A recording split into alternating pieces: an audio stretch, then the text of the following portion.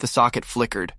Not a normal electrical stutter, something deliberate, rhythmic, like a heartbeat.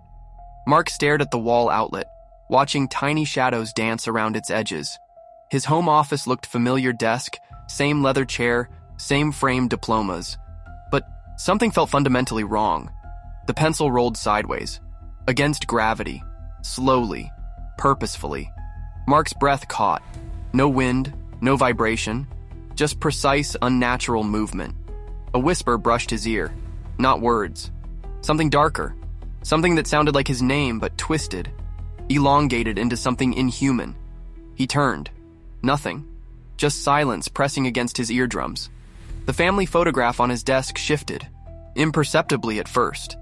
Then the edges began to curl, faces blurring. His wife, his children, their smiles stretching, becoming something alien and grotesque. The room temperature dropped. Frost crystallized on window edges. Mark's fingers went numb. Then he saw its socket. Not human, not anything recognizable, just darkness with intention, reaching, stretching, consuming. And Mark finally understood. He was never alone, never had been.